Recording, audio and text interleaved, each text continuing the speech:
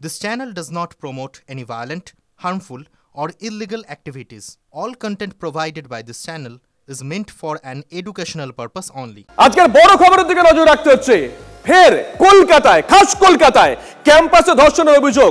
কসবার আইন কলেজের পর এবার আইআইএম জোকা নানা অচিলায় তরুণীকে বয়েজ হোস্টেলে নিয়ে গিয়ে বেহুশ করে ধর্ষণ করা হয়েছে, এমনটাই অভিযোগ।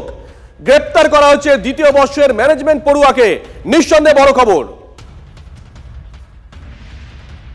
কসবা ল কলেজ, গোটা রাজ্য এই ঘটনা জানে, শিউরে উঠেছে গোটা রাজ্য যে একটা কলেজের মধ্যে এরকম হতে পারে কি।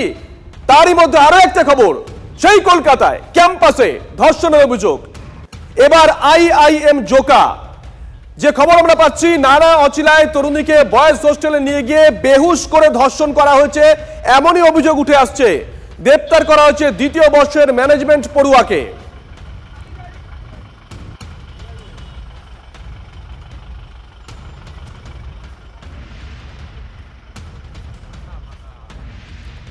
আরো যে খবর আমরা পাচ্ছি, খাবারে মাদক মিশিয়ে আচ্ছন্ন করে ধর্ষণ করা হয়েছে। আইআইএম জোকায় ধর্ষণ কাণ্ডে চাঞ্চল্যকর অভিযোগ উঠে আসছে। অভিযোগপত্রে তরুণী দাবি করেছেন, কাউন্সিলিং এর কথা বলে কলেজের দ্বিতীয় বর্ষের ওই পড়ুয়া তাকে ক্যাম্পাসে ডাকে। ঢোকার সময় ভিজিটার্স রেজিস্টার বুকে নাম নথিভুক্ত করতে দেয়নি দ্বিতীয় বর্ষের ওই ম্যানেজমেন্ট পড়ুয়া।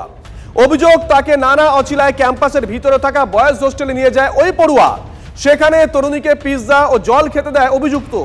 খাওয়ার পরই আচ্ছন্ন হয়ে পড়েন তিনি। সেই সুযোগ নিয়ে বয়েজ হোস্টেলের মধ্যেই তরুণীকে ধর্ষণের অভিযোগ। বাধা দেওয়ার চেষ্টা করলে তাকে মারধর করা হয় বলে অভিযোগ করেছেন ওই তরুণী।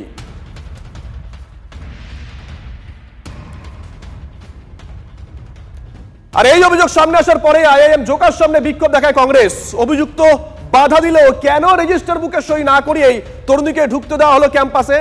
আইআইএম জোকার ভূমিকা নিয়ে প্রশ্ন তুলেছে তৃণমূল কংগ্রেস। আমরা এই মুহূর্তে আপনাদেরকে কংগ্রেসের বিক্ষোভের ছবি দেখাচ্ছি। আইআইএম জোকা ক্যাম্পাসের ঠিক সামনে কংগ্রেসের তরফ থেকে বিক্ষোভ দেখানো হয়।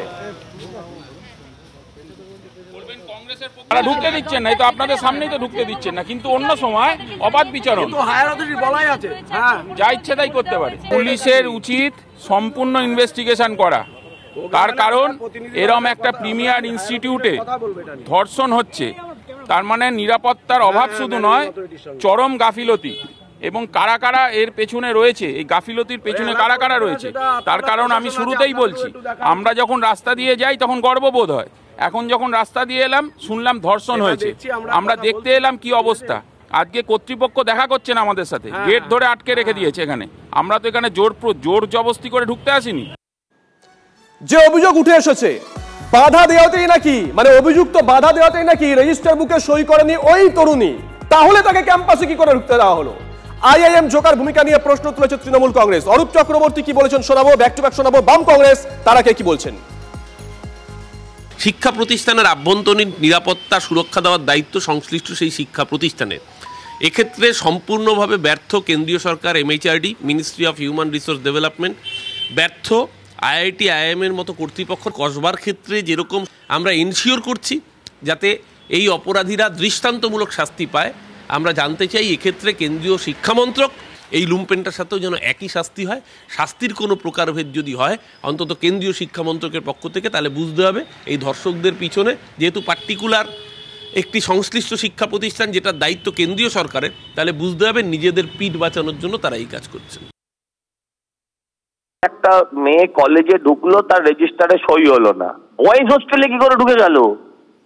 আমরা তো ছোটবেলায়, আমরা কলেজ জীবনে, আমরা আমাদের কলেজের সঙ্গে লাগোয়া হোস্টেল ছিল, আমাদের ঢুকতে গেলে প্রতিবার আমাদের সই করে ঢুকতে হতো। সেখানে মেয়ে ঢোকার তো কোনো জায়গাই নেই। একটা আষ্ট বয়েজ হোস্টেলে একটা মেয়ে ঢুকে গেল, কেউ কিছু জানতে পারলো না নাকি সবাই ইনভলভের সাথে? হতাশাকর।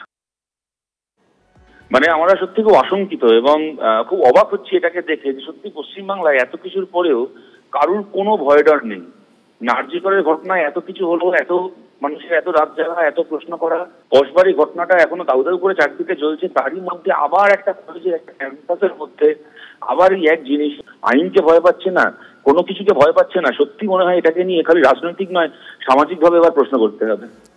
সূত্র বলছে সোশ্যাল মিডিয়াতে অভিযোগকারিনী তরুণীর সঙ্গে পরিচয় হয় ওই পড়ুয়ার। গতকাল বিকেলের পর থেকে কর্তব্যরত নিরাপত্তা রক্ষী, হোস্টেল সুপার সহ বেশ কয়েকজনের বয়ান রেকর্ড করছে পুলিশ। পুলিশ সূত্রে খবর, তদন্তকারীদের নজরে রয়েছে ধৃত ছাত্রের বেশ কয়েকজন বন্ধুও।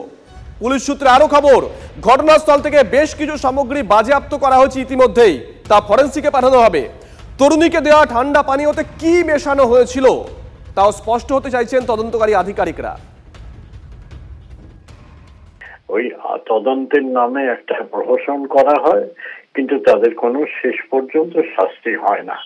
ফলে এতে ধর্ষণকারীরা উৎসাহ পেয়ে যাচ্ছে। ধর্ষণের একটা প্রায় প্রতিবেশ তৈরি করা হচ্ছে খুব গুছিয়ে পরিকল্পিত ভাবে। ফলে এই ধরনের ঘটনা মনে হয় ঘটতে থাকবে, পুলিশও কিছু করবে না, এবং বিশেষ করে শাসক গোষ্ঠীর স্পর্শ থাকলে তো কিছুই করবে না। এটার জন্য আমরা বুড়ো মানুষেরা অত্যন্ত বিপন্ন থাকি এই ভেবে যে কি হলো, আমরা কি সময় দেখেছি, এখন কি সময় দেখছি। আমার মনে হয় পশ্চিমবঙ্গের শিক্ষা প্রতিষ্ঠানগুলোতে সার্বিকভাবে একটা সংস্কৃতি, একটা শান্তির বাতাবরণ ফিরিয়ে আনার জন্য সরকারের পক্ষ থেকে কিন্তু পদক্ষেপ নেওয়া ভীষণ জরুরি। এবং প্রশাসন, বিশেষ করে বিভিন্ন জায়গায় যে পুলিশ প্রশাসন থেকে শুরু করে সর্বস্তরের প্রশাসন, তাদের কিন্তু অনেক বেশি একটা সহানুভূতিশীল হয়ে উঠতে হবে আমাদের ইয়ং জেনারেশনের মধ্যে এই যে অবক্ষয়, সেটাকে রোধ করার জন্য। এটা একটা ভয়াবহ জায়গায় ক্রমশ চলে যাচ্ছে। ব্যারাকপুরে নার্সিং হোমে গন্ডগোলের জের, পুলিশের তলবে হাজিরা বিজেপি নেতা কৌস্তব বাগচির। কৌস্তব বাগচিকে পুলিশি হেনস্থার প্রতিবাদে বিজেপির থানা ঘেরাও। ডিটেল নেব, অনন্ত আমাদের সঙ্গে রয়েছেন টেলিফোন আমাদের সহকর্মী অনন্ত। এর আগেও ডেকে পাঠানো হয়েছিল, কৌস্তব বাগচি হাজিরা দেননি, কিন্তু এবার তিনি হাজিরা দিলেন, এড়িয়ে গেলেন না। তিনি কখন গেছেন, তার কাছ থেকে পুলিশ কি জানতে চাইছে? অনন্ত শুনতে পাচ্ছ? আমরা অনন্তর সঙ্গে আবারও যোগাযোগ করব। ব্যারাকপুরের দিকে নজর রাখছি। ব্যারাকপুরের নার্সিং হোমে গন্ডগোলের জের, পুলিশের তলবে হাজিরা বিজেপি নেতা কৌস্তব বাগচির। কৌস্তব বাগচিকে পুলিশে হেনস্থার প্রতিবাদে বিজেপির থানা ঘেরাও।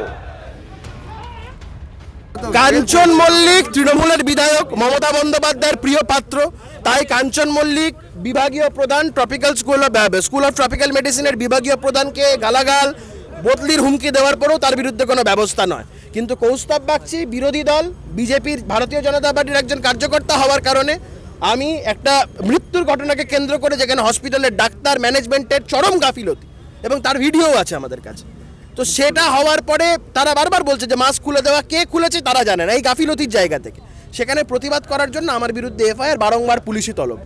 এই সক্রিয়তা কাঞ্চন মল্লিকের ক্ষেত্রে 1%ও দেখা গেল না, শুধুমাত্র সে শাসক দলের বিধায়ক বলে। অনন্তর কাছে আবারও যাব। অনন্ত, কৌস্তব বাগচি সেই পুলিশের ভূমিকা নিয়ে প্রশ্ন তুললেন। তিনি বললেন তিনি প্রতিবাদ করেছেন, পুলিশ ডেকে পাঠিয়েছে, কিন্তু কাঞ্চন মল্লিক অবজ্ঞা করেছেন, তাকে পুলিশ ডেকে পাঠায়নি। কখন গেছেন কৌস্তব বাগচি, পুলিশ কি জানতে চাইছে? দেখো, ঠিক 11:25-এর সময় মোহনপুর থানায় তিনি ওসির সাথে দেখা করেন এবং ওসি দ্রাবিড় হোসেন তাকে জিজ্ঞাসাবাদ করেন। যে টানা 25 মিনিট জিজ্ঞাসাবাদের পর তিনি থানা থেকে বেরিয়ে আসেন। কৌস্তব, তিনি বলেন, কৌস্তব যে তাকে জিজ্ঞাসাবাদ করা হয় কেন তিনি নার্সিং হোমে গিয়েছিলেন, কেন তিনি ওরকম অশালীন আচরণ করেছিলেন, যে ডাক্তারদের সাথে কতক্ষণ তিনি ছিলেন, আর কোন সময় গিয়েছিলেন, কত পর্যন্ত নার্সিং হোমের ভেতরে তিনি ঢুকেছিলেন। দেখো, এই প্রশ্নগুলো টানা 25 মিনিট প্রায় একটা খাতায় লেখা ছিল, প্রায় 25টিরও বেশি প্রশ্ন সেই ওসি দ্রাবিড় হোসেন তিনি তাকে করেন। আমরাও পুলিশ সূত্রে জানতে পারি যে পুরো যে প্রশ্নগুলো দ্রাবিড় হোসেন ওসি করেছিলেন, সেই উত্তর সবকটাই তিনি দিয়েছেন, অর্থাৎ কৌস্তব বাগচি দিয়েছেন। কৌস্তবের একটাই প্রশ্ন, থানা থেকে বেরিয়ে তিনি বলছেন, আমার ক্ষেত্রে যদি এই ঘটনা হয়, আমাকে যদি বারবার, আমি বেল পাওয়া সত্ত্বেও আমাকে যদি পুলিশ বারবার হেনস্থা করে এরকম ভাবে ডেকে, তাহলে কাঞ্চন মল্লিক কেন ছাড় পাবেন? কাঞ্চন মল্লিককে কেন ধন্যবাদ অনন্ত।